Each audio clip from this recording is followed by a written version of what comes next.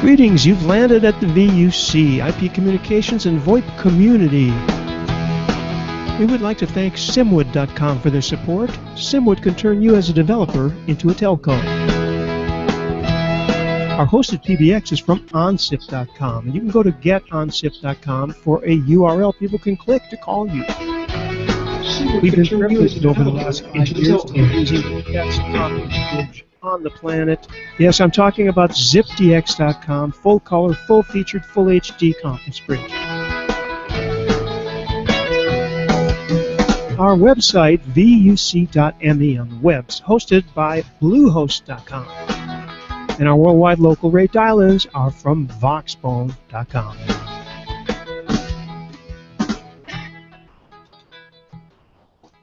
Okay, thank you, Michael, and I want to thank Tim Panton, one of our regulars, for the idea to invite Mr. Aaron Day with us. This is VUC572, December 18th, 2015. I will now reveal myself slowly. Here I am, and you know and love me as Randy. That's wishful thinking, I guess. Anyway, we're going to get to all of this in just a second, and we don't, you know what's great? We don't have any events to announce, so we're going to go right to our guest right after I play you this. Do you recognize these sounds? Let me turn up the volume so you can hear them.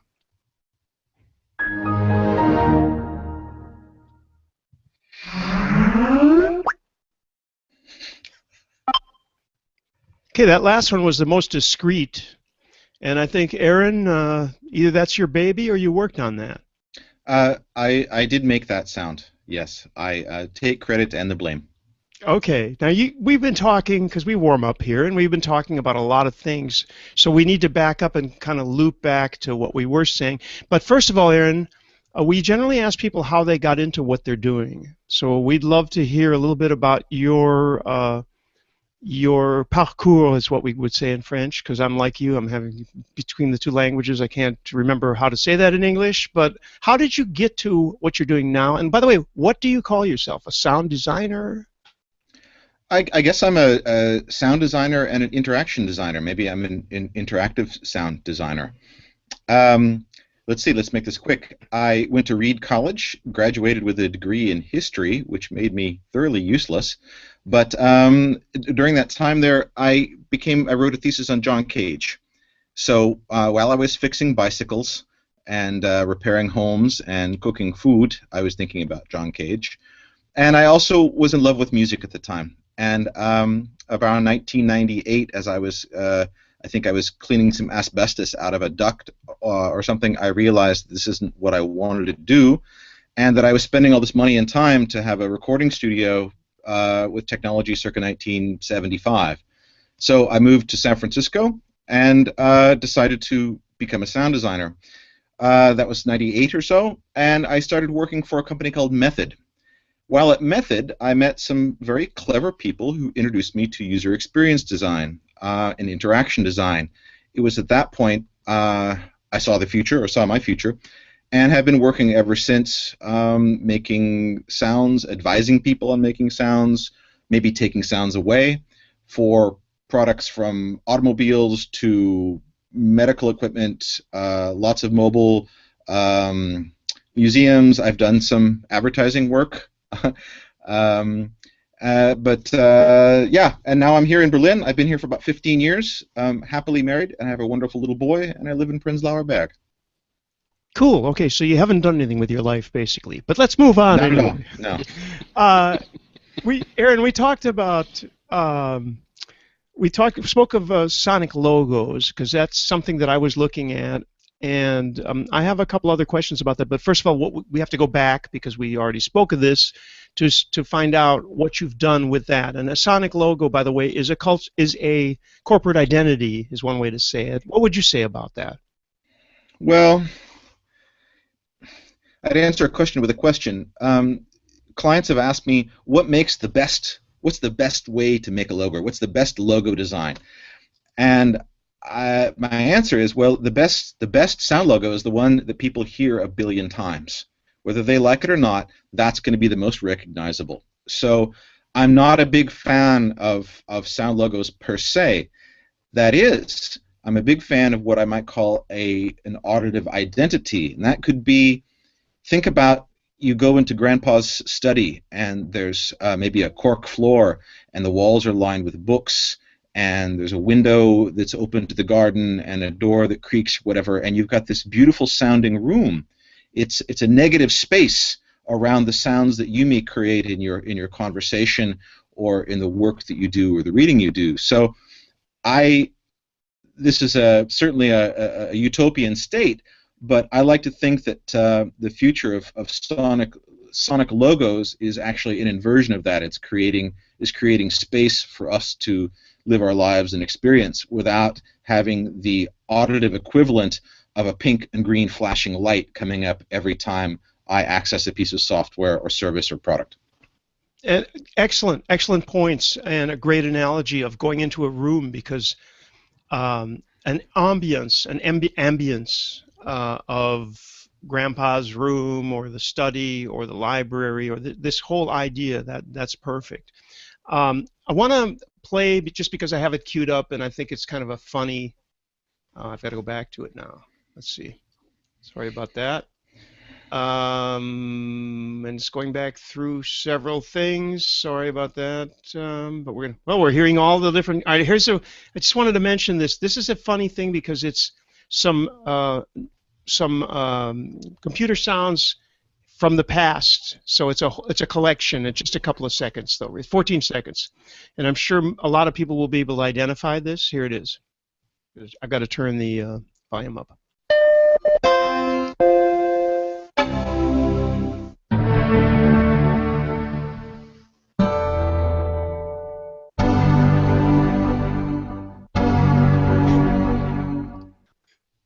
Why did they change the exact tuning of that, I wonder?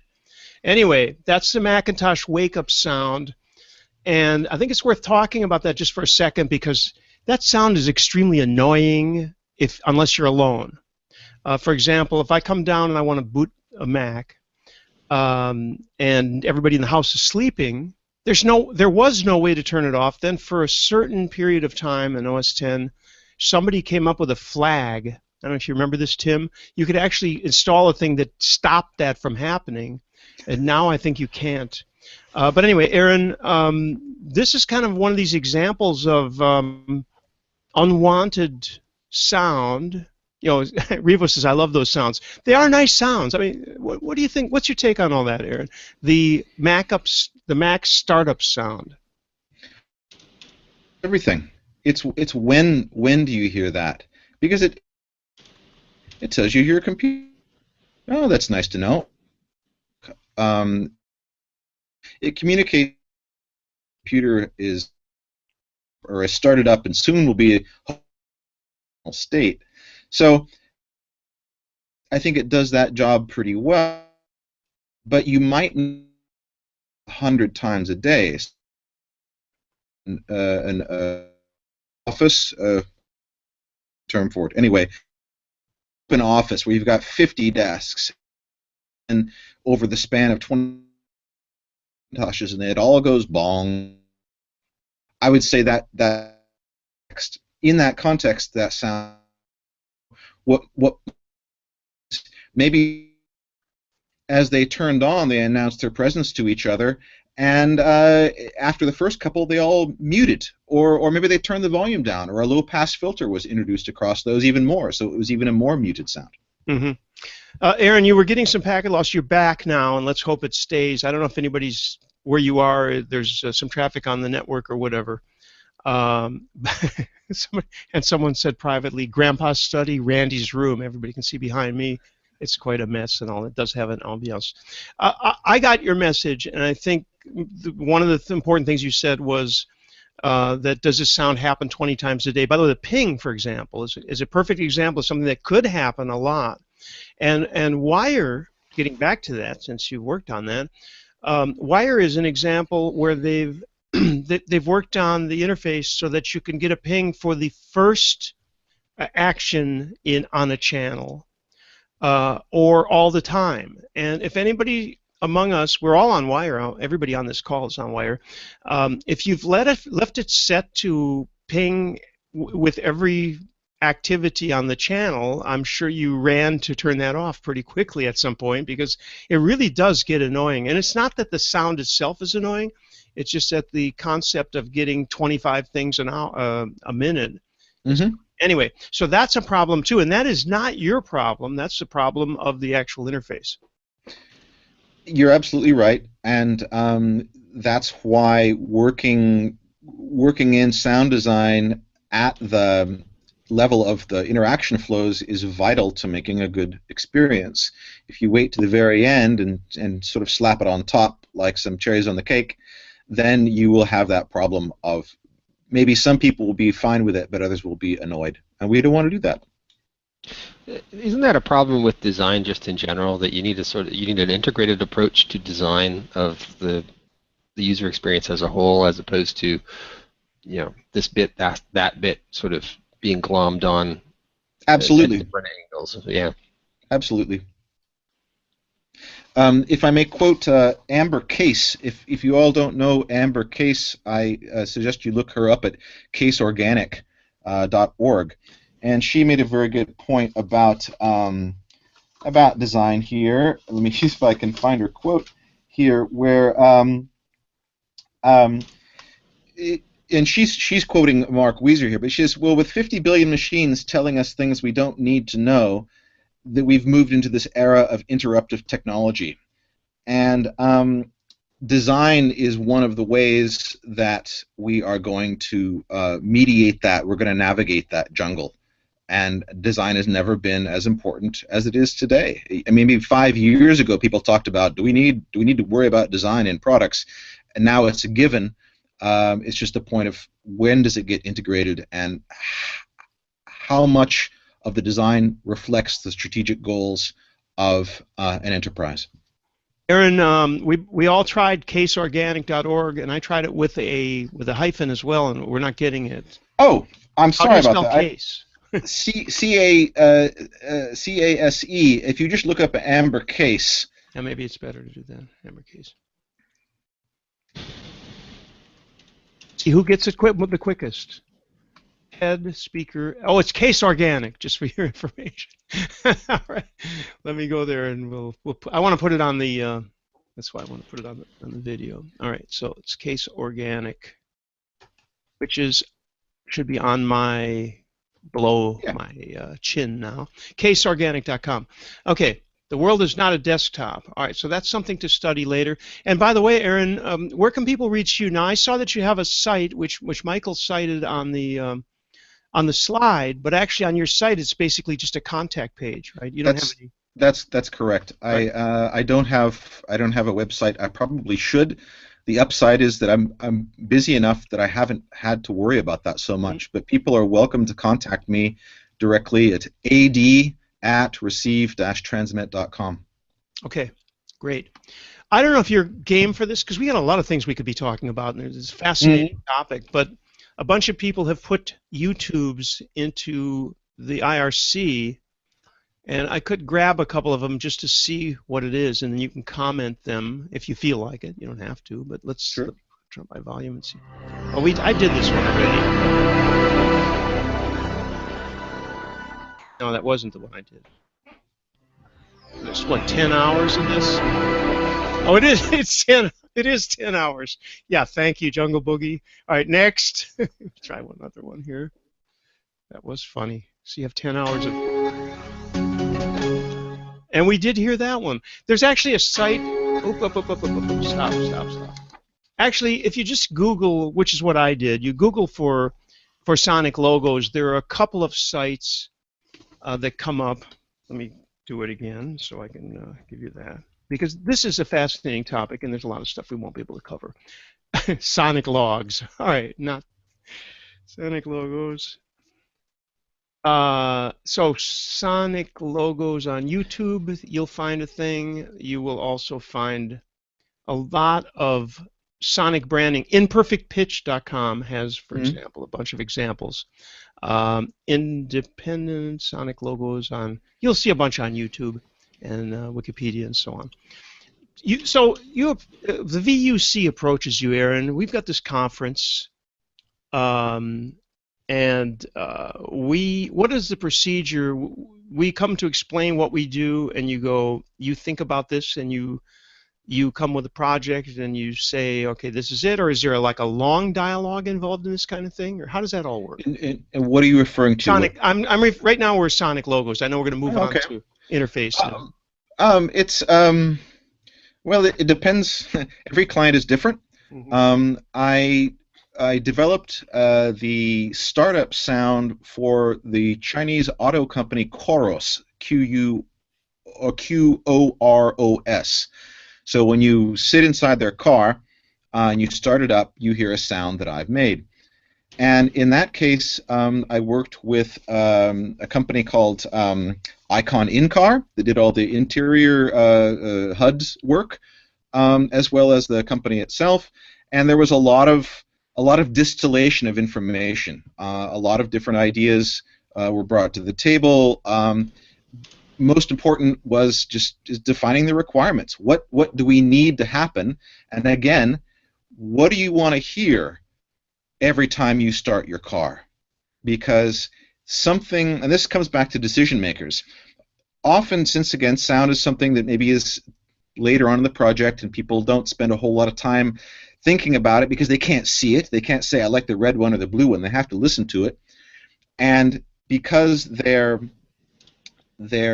grasp of sound is most often and fairly grounded in music, they might make a decision based on hearing something 5 or 10 times, not 10,000 times. So that is probably what I spend most of my time on an initial engagement with a client, is working with them to put themselves in the place of the customer or the user of their product, to think about what is this person going to experience. Because yes, maybe you have some things you want to tell them about your product, but they're the one who's going to have to experience it, and they will associate your name and your product with this sound every time they hear it. You just said the key of everything to do with communication, whether it's visual or oral, and we tried to beat this when I was in the business of helping people do websites. It's the same thing. We told them, don't base your presentation on what you think is good, or what your cousin or your wife's family thinks is good. Don't listen to anybody.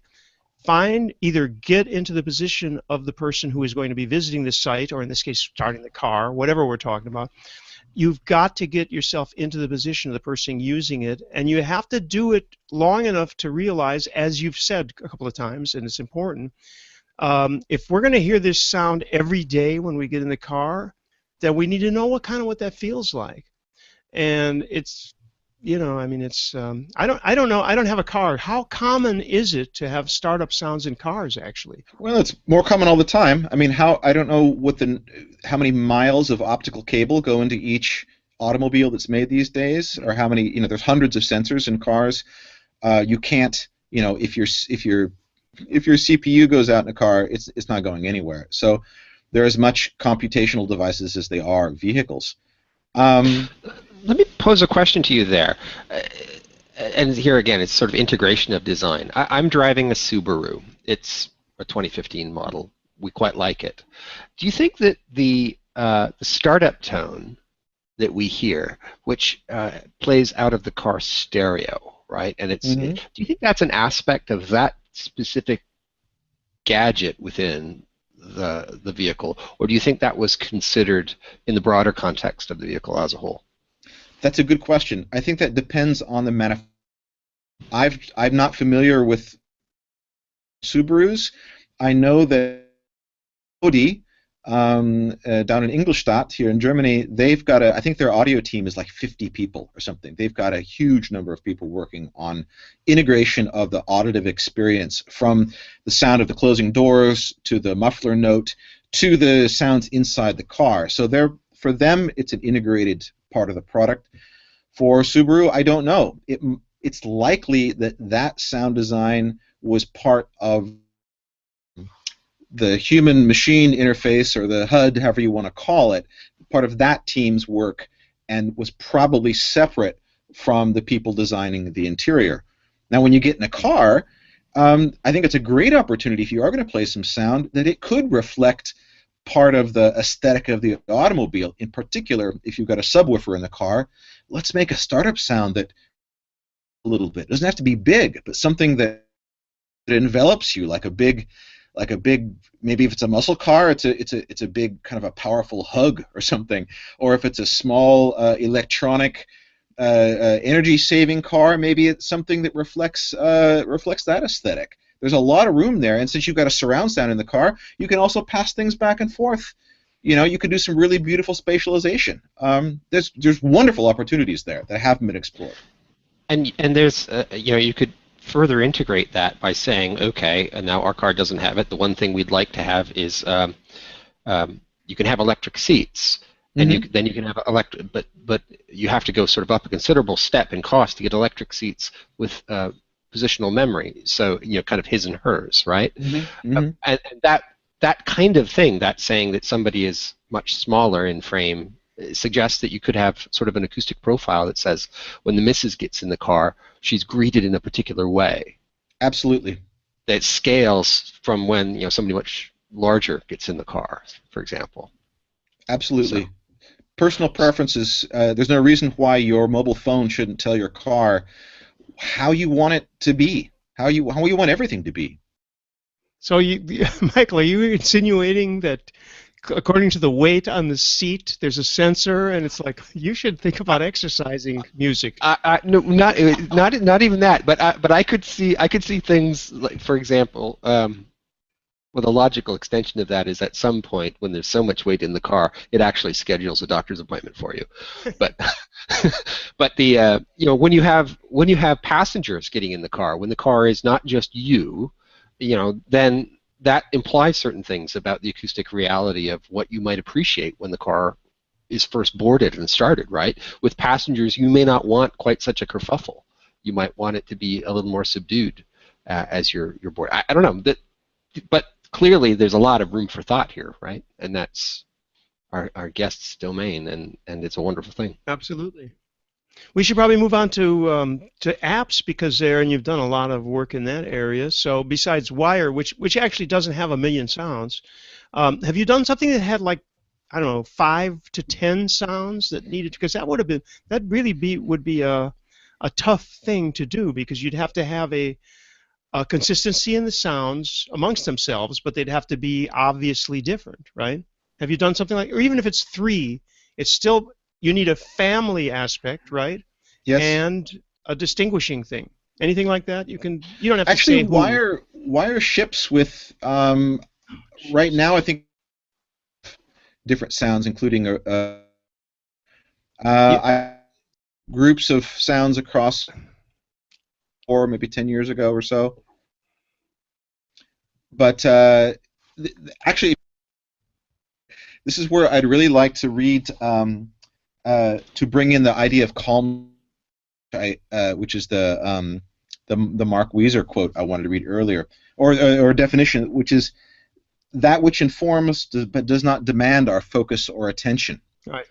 And in many applications, that's been the focus, is that these sounds are there to bring your focus to something, to bring you to look at this one thing.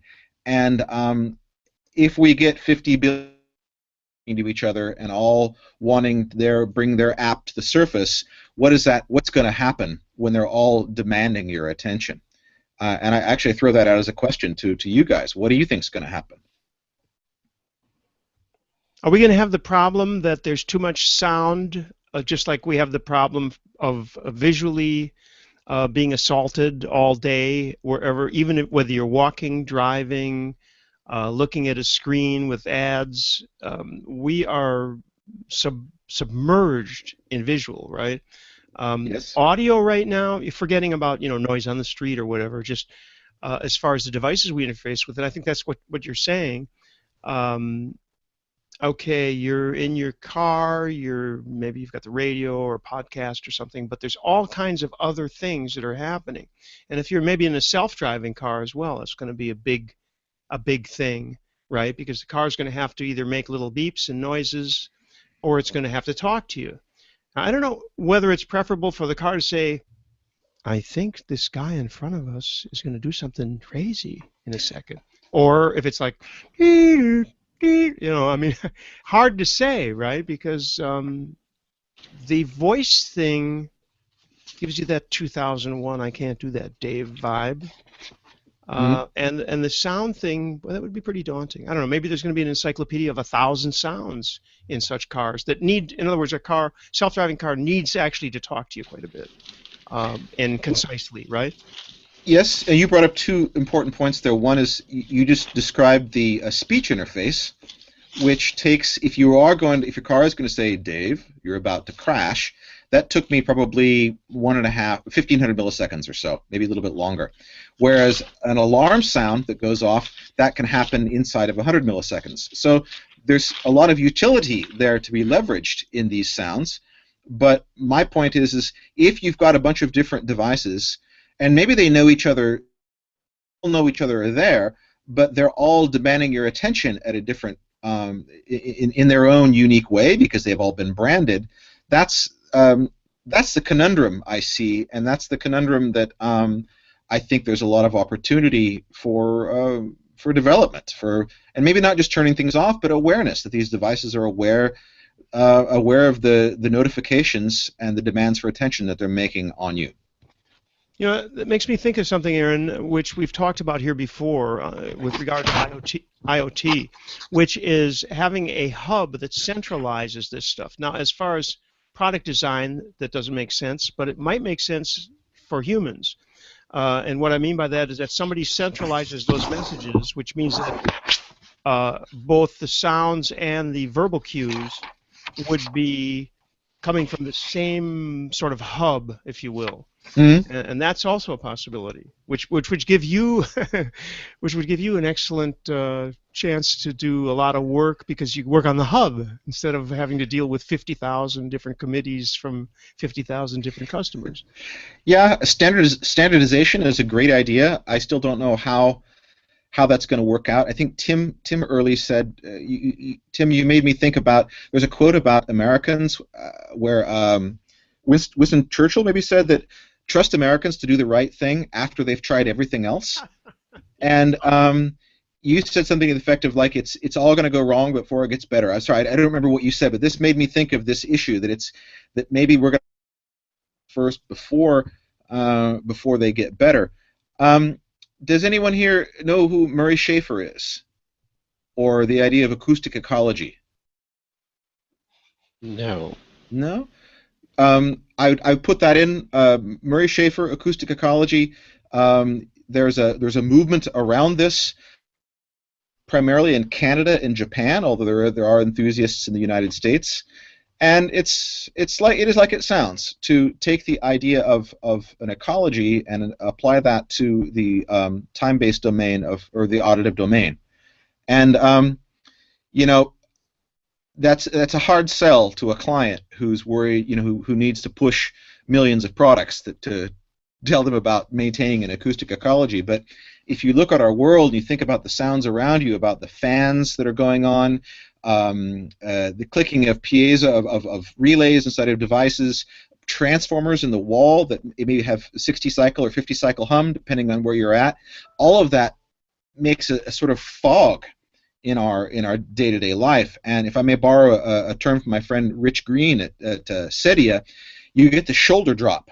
Like when that stuff goes away, when you turn off the fridge in your kitchen or you pull the things out of the wall, they stop humming, suddenly the world gets a lot nicer. And I see this as a sort of a micro example of what the benefits of thinking about our acoustic ecology could be. How do you leverage that on a product level? I don't know yet, but it's worth thinking about. Could I spin this a slightly different direction for a second? Please, and I hate to be a naysayer, but I've spent a couple of years in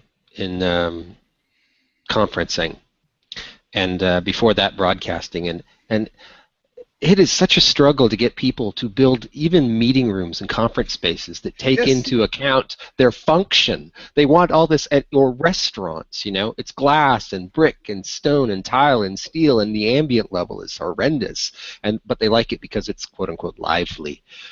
there are places I won't go because you can't have a conversation with the person you're sitting beside. Architectural acoustics.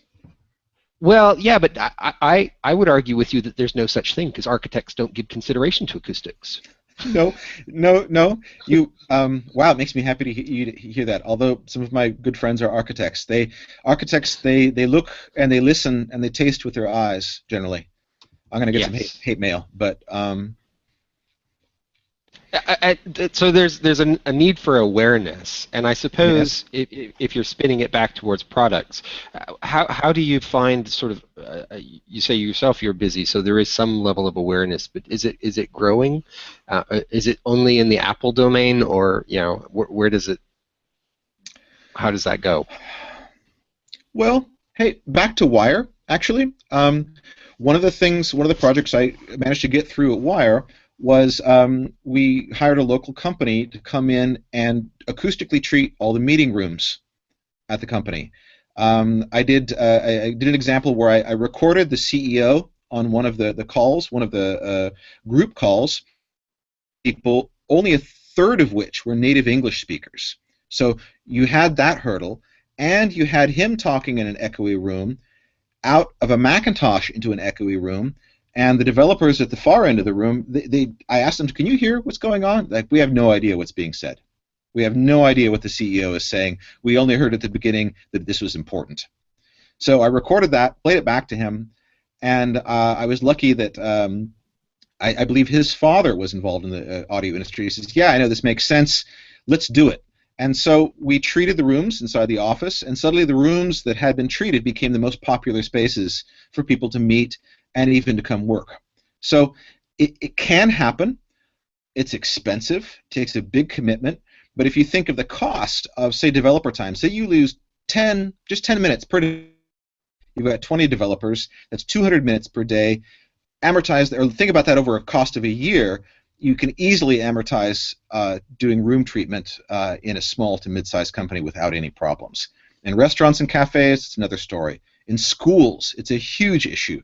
They've done a lot of research in showing what happens to kids who are in bright, loud environments versus kids who are in acoustically treated environments. It's there's no contest, but it costs money. Well, and it does cost money. There's truth to that, but doing nothing costs money as well. And if you're going to put up walls, right? You have to. It costs money to put up walls. So it's not dramatically more to put up walls that give some consideration to the function of the room, use of the space, this kind of thing, as opposed to saying, well, I've built you some walls, there you are, whatever you're going to do with it. It's when we've sort of abstracted the function of the space from its form that we run into problems, I think.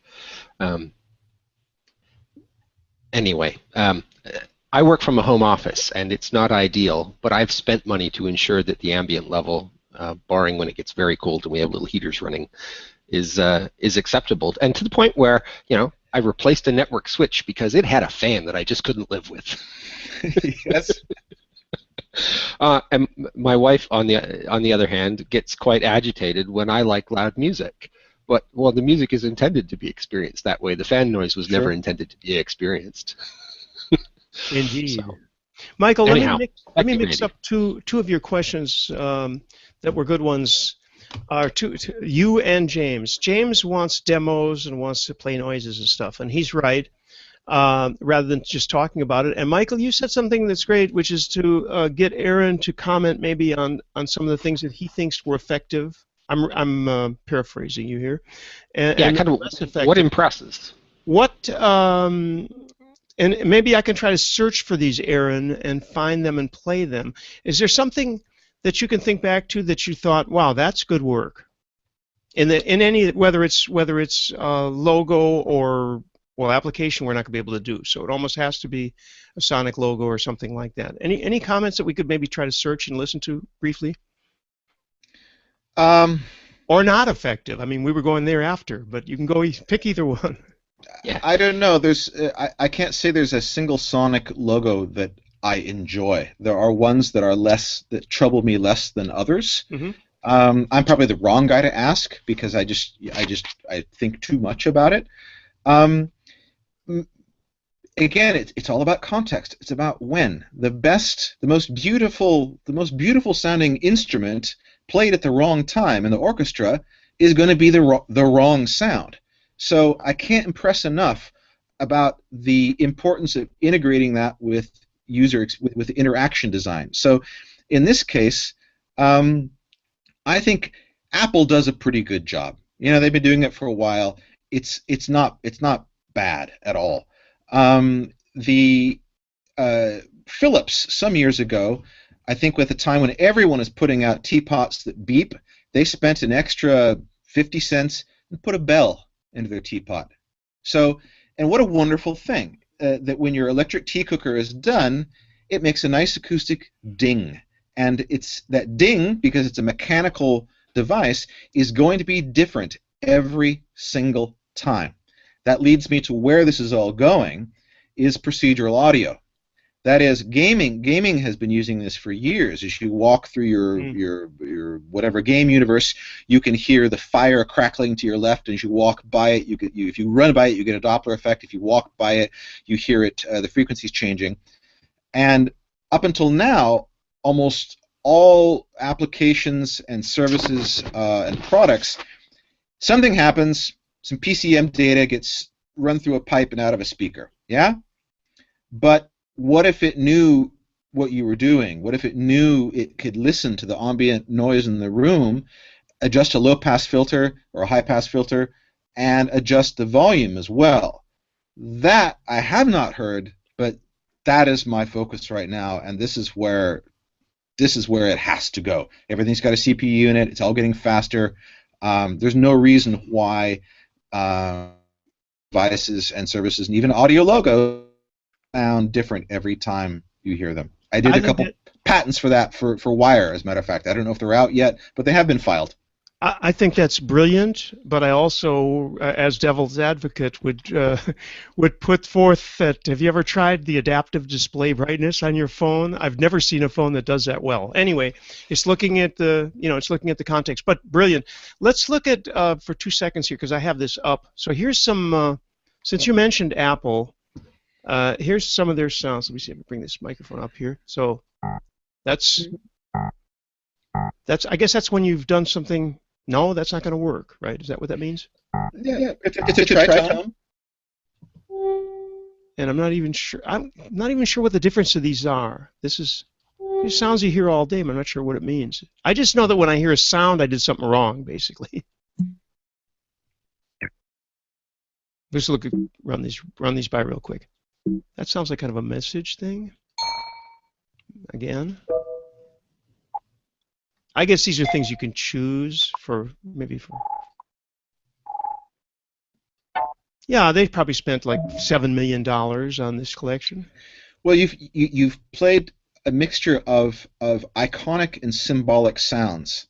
That is, if the barn door is left open, maybe the sound that would play would be a letting you know that the horse is getting out, as opposed to a which is saying something negative has happened. The barn door has been left open. So Apple does a mix of these symbolic and iconic sounds depending on the use case, and some people like them, some people don't. I turn most of that stuff off, but again, I'm the exception, not the rule. And I've done a lot of research, a lot of user research, and it's pretty scattered. In particular, it's even more scattered when you cross cultural boundaries, because think about the Mandarin and Cantonese are tonal languages.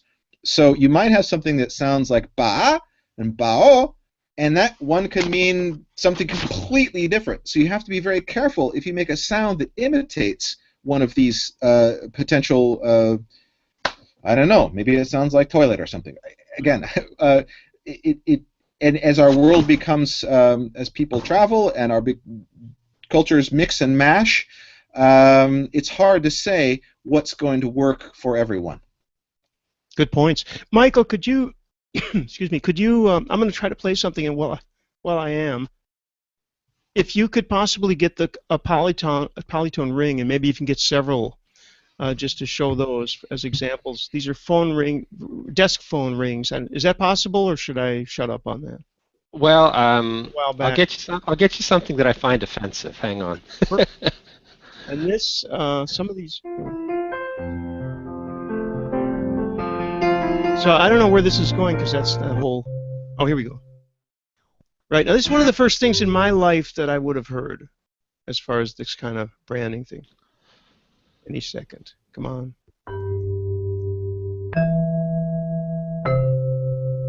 That's NBC. NBC.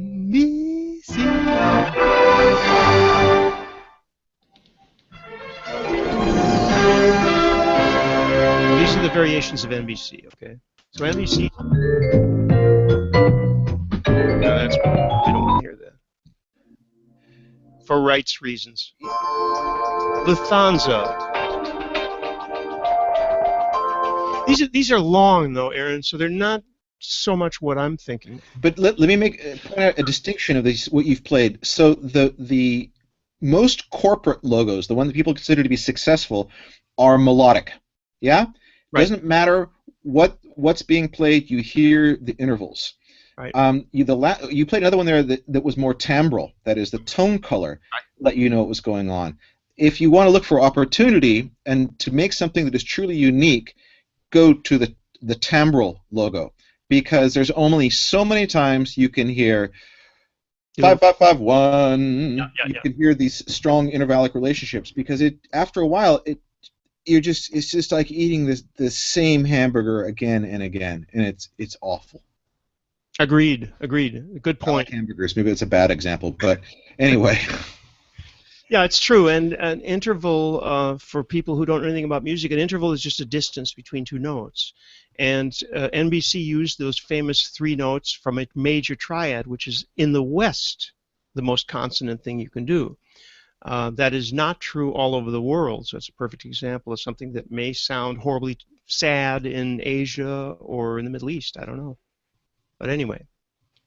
Are you? So I have yeah, go ahead. A little story about the first time I ever heard music for games that was, or sound for games that was auto-generated. It was generated rather than recorded. This was a guy who had been working on this game, and he had, I've forgotten the number, but like 63 bytes to store the music for an entire 8-minute arcade game in. And he and the team got thoroughly bored with hearing the same tune played every time they tested it. So he used those 83 bytes to write a music composer that would compose a new tune based on a theme, but compose a new tune each time, so that he would get a different experience every time he played the game subtly. And it wouldn't drive the rest of his team mad. And he was very pleased with this. I have no idea whether he filed a patent on it or not, but it was quite an amusing idea. But he said the thing was that he couldn't compose good music, he could compose adequate music. No, I think you've hit one of the potentials for audio logo design that still hasn't been done, as far as I know, is that there's a rule set. So when the logo occurs, there's a rule set, some sort of procedural audio code that generates a version of that logo within parameters. So you know what it is, but it's a little different each time. And it'll come, maybe. You know, interestingly, if somebody wanted to look into this, I don't know if these things are still available, but there was one phone manufacturer, I don't know which one, who had a contest for composers, and they got like 3,000 entries of the ringtone that was going to be the thing when you turn the phone on. Oh, I should have charged up my old Nokia. It was Nokia, I think, when they were still in business. And when you open that phone, there were several versions of that over the years, right? I don't remember it. I can't hear it in my head now, but. So here's a place where this could become useful that it hasn't happened yet, and I see this in security and mobile payments. That maybe you create, you know how you have these TAN generators if you're going to make a trade for stocks, or if you're going to pull something out of your bank account, you have a little machine and it spits out a unique number each time.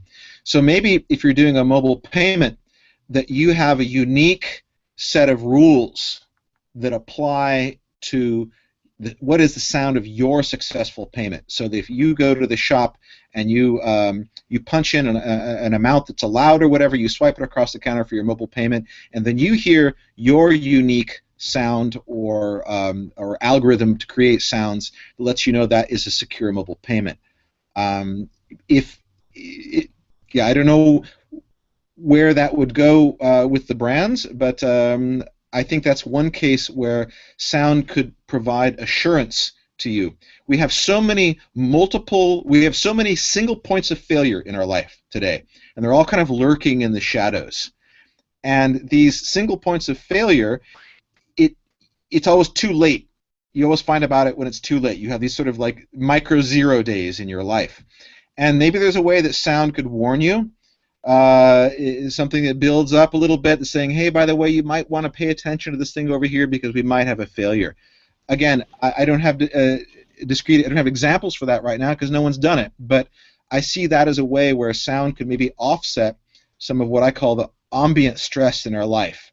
That you're always worried that something's going to go wrong, that if you punch in your email, you're going to get a bunch of spam, that transaction didn't go through, you press the pay button and your browser freezes, etc., etc., etc. All of these points of failure add up to me being stressful when I interact with technology. It would be nice if sound could alleviate some of that. I think that's a great point, too. I like the context-sensitive part of it, too, because sounds can be invasive, but if they took into account the volume level and the whole ambient situation and filters and so on, that was an excellent point. But yes, I agree. I think that's a good idea too, to communicate a relative success of an operation during the day by sound, rather than congratulations, your account has been emptied, or whatever. Another opportunity that I think Zencastr is doing. It's non-real time, is optimizing the voice stack for a particular brand. This is one of the things that we started to work on at Wire. Other people have done it, so it's not super secret. But instead of just optimizing to make things sound as crystal clear as possible, maybe you want your voice stack to sound a little bit more like jazz radio or something like that. Or this is the BBC, so that you model a dynamic microphone, you model a ribbon microphone, you model a discrete preamp versus an FET preamp, et cetera, et cetera, et cetera. Because if you think about all the radio stations that at least we listened to back in the 70s, 80s, 90s, they all had sonic signatures to them. And anyone who's gone into a recording studio knows that there's some things you don't know why it makes you smile, but yeah, put me through that one, please. So why not make my voice? Don't make me sound like I am. Make me sound like I want to be. And doesn't this make more sense, even in this sort of a hangout context, than the goofy little thing that puts eyeglasses on you or a hat on you or that kind of stuff, right? Totally. I mean, it's just in a different plane, but it's the same sort of thing.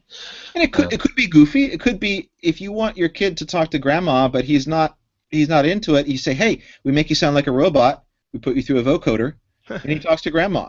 Or that you turn on your voice skin for what you want to sound like. You've got the steampunk voice skin, so everything is band limited, and it sounds like a carbon microphone. I don't know, but I think it could work better than drawing goofy crowns and horns. Interesting point. That Google hasn't gone there, at all. Well, I think that there's also, I think, there's an interesting idea in that you can do such things to differentiate things from whatever the background environment is. I can think of, what's going to happen as things like smart TVs continue to evolve, and we've got other things going on, like you have a Hangout coming in on a smart TV that you're watching television on. How do you get notified of that in a manner that doesn't completely destroy the movie watching experience that you are actually paying for, versus somebody who's calling you and it's a Hangout coming in and you'll defer it or choose to take it, or is one going to step on the other? But that's an interesting kind of cross-contextual application, that smart TV in the living room that's kind of half computer and not, and I don't know. I think there's an opportunity there if some of the manufacturers care to take it up. Yep. I got a couple of atrocious sounds to play just because we need to interrupt the talk a little bit. Here's one that I have always just cringed. Let's see if anybody likes this. Yahoo! Okay. Yahoo! Whoops, I didn't mean to play it again. Here's another Yahoo. What is this? Oh, and this video does not exist. Yeah, they've taken some of these down. And the other one was, thank you, Revo. This is the tsunami warning siren.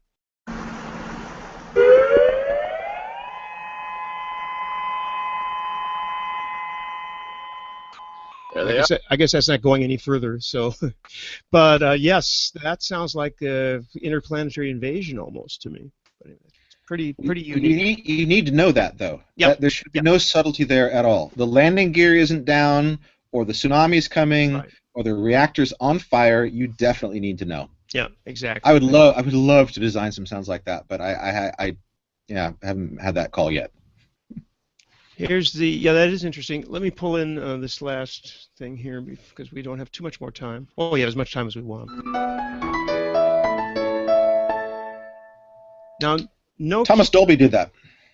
And Nokia, they were the company that asked for variations of that, and they got like 5,000 or 10,000 of them. And you used to be able to listen to them. Yeah, that's... That sound has been, I mean, it's more than dated. But it's very, very recognizable, isn't it? I have a short story behind that. In 2002, Thomas Dolby of the recording artist fame, he had a company. I forget what it's called, but anyway, they were making, it was some sort of sonification for the browser, and he put on a conference that was going to be the first ringtone makers conference in the world in Helsinki, Finland. And anyway, one of the stories he told is that when he delivered to Nokia 10 or 15 different ringtones, that just happened to be one of them. It wasn't one that was designed that was like, this is going to be it. At least this is what he told us. But some executive said, oh, I kind of like that. That became the default tone, and then that, because it was the default, and people heard it a billion times, it became synonymous with Nokia. I actually found their contest site, but maybe my script blocker is causing it not to work. To see, here's number 6103. Doesn't seem to be working. Why is that not working? I guess they got rid of this part of it. Too bad. That site is at nokiatune.audiodraft.com if anybody can get it to work. They offered $10,000 US for the prize winner. Wow. Okay. That's actually not too shabby, Aaron. I don't know. You might have wanted to go after that one. No sales required. See, you just submit.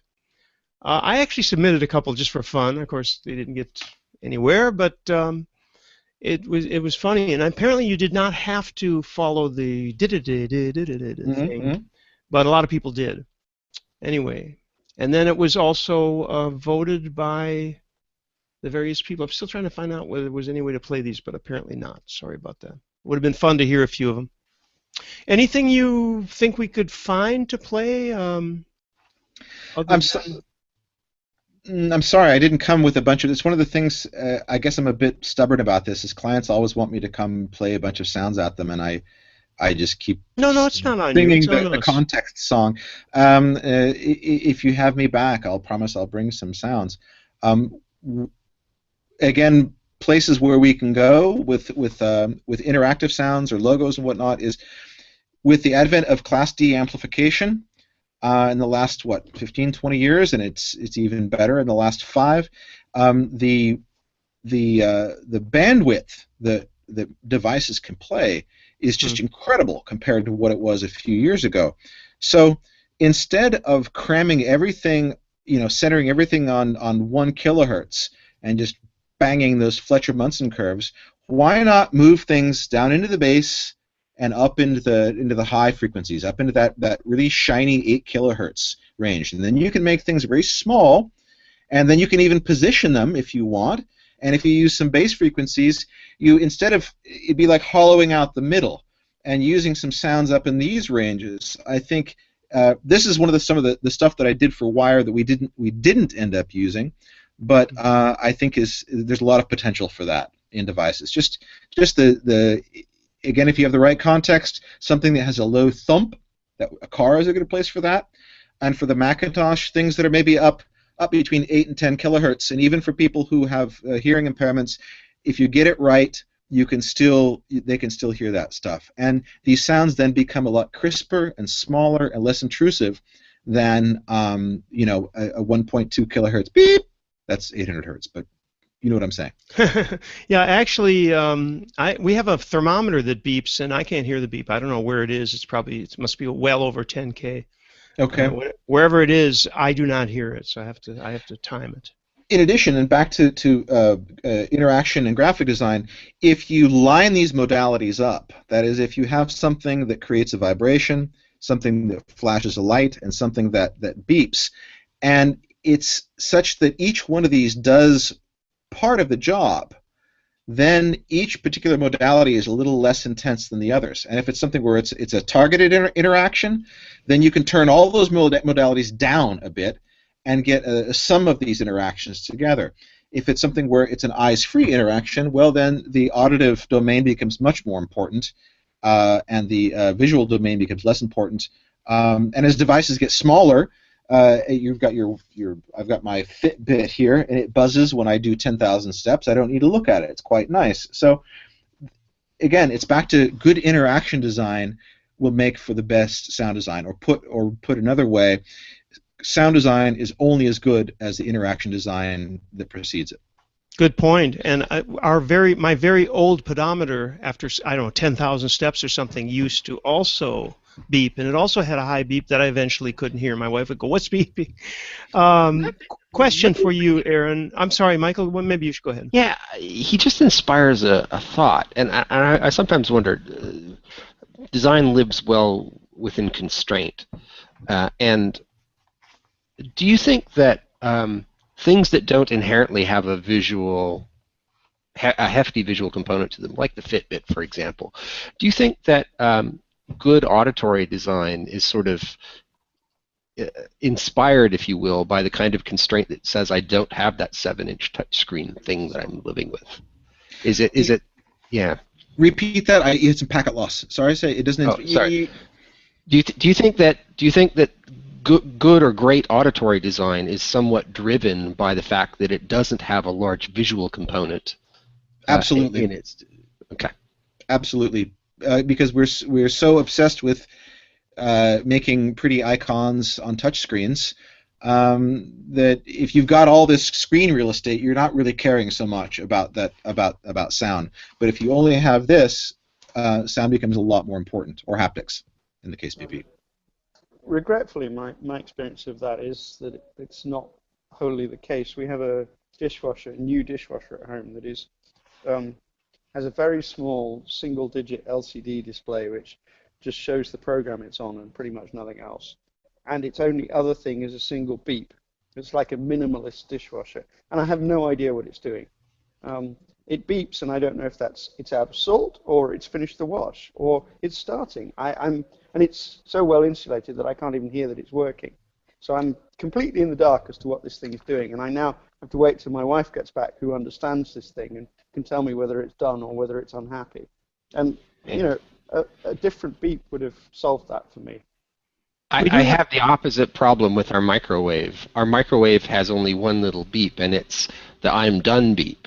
The only thing is, this particular beep is like an ice pick into the side of the head. It annoys me, so I will run across the room to stop it just before it's done, so that I don't have to hear that.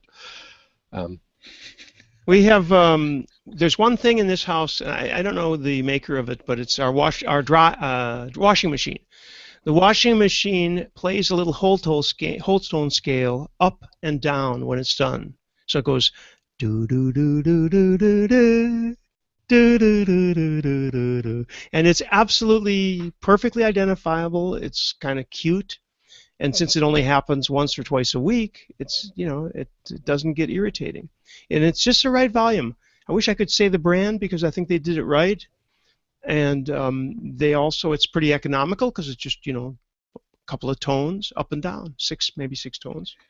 That's Pretty a great cool. example, I think, of people, I think, assume that good sound design has to be complex. It doesn't. It just has to do the right job at the right time with the right components. And if a triangle wave is what you need, then so be it. Ah, here we go. All right. Let's finish up with this, unless anybody else has any other business. I don't want to keep Aaron too long.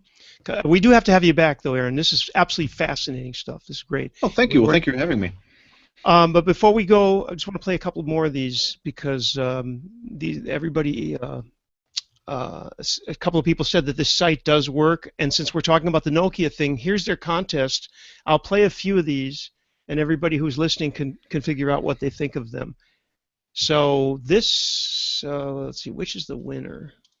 This is the winner, which a lot of people have already said on IRC they don't care much for. Yeah, that does kind of suck. I'm going to turn that off right away. Runner up.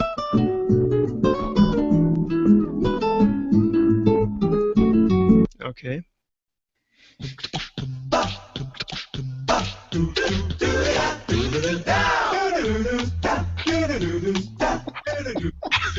These are a little long.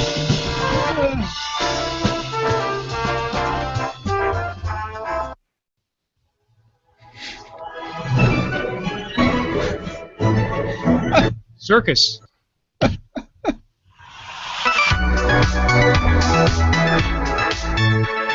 Wow.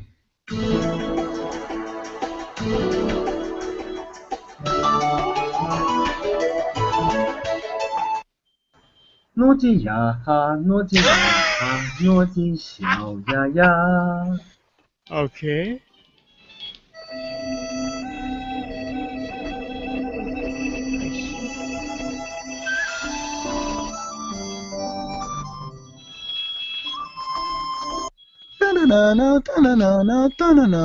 Jesus, what are these? Some of these people.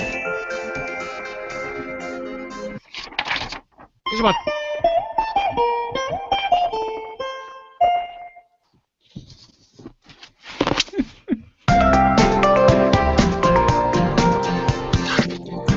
Well, I'll have to try to find mine now, see if it's in there. Anyway, you can see that there's not all that much imagination, and the winner certainly was not the most imaginative, but I guess if you go through the thousands of entries, there are probably some pretty good ones. Anybody else have any questions or comments? We could go on for another hour easily, but I don't think Aaron wants to do that now. I think he'd rather come back. I have a story I'd love to come back. that ringtone. We'd love to have you back. Go ahead, Tim. Yeah, apparently there's a, I don't remember who it is, unfortunately, but there's a violinist who was playing solo, and that ringtone rings out in the audience, and he then improvised and incorporated it into the next few bars, just to take the mic and make sure people understood that how antisocial it was, and then he returned to the normal program. Okay. Anybody else? Any concluding, or Aaron, if you have something you'd like to conclude with until next time? I think I'd like to conclude with where I started, which is again to bring this idea of calm technology back to the fore. I would encourage people to read Mark Weiser and John Seeley Brown's work. Amber Case does a great job of summarizing this in a Vimeo presentation. And I also am a huge fan of Joey Ito at MIT's lab. He's got some fantastic articles about IoT that are inspiring. And I think the ringtone stuff, it's interesting. I've done a lot of it. I'll do some more. And I enjoy it. But with what's happening with IoT, we have a lot of potential to do a lot of good and to do a lot of harm. But maybe to put it, to frame it positively, it's still wide open. It's a wide open win.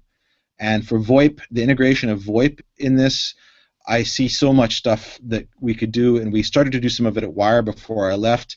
So maybe we could do another call going back to talking about how VoIP can work in this world, or what can we do to leverage the beautiful parts of sound to make VoIP something that is a robust technology that you don't always worry about it's going to crash, or how do I look, or how do I sound.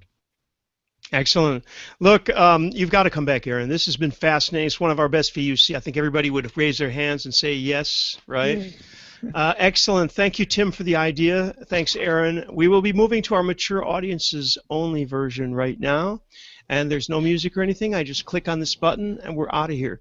Next week and the week after, well, we're the 25th of December and the 1st of the year, so there probably will not be much noise happening on the VUC channel.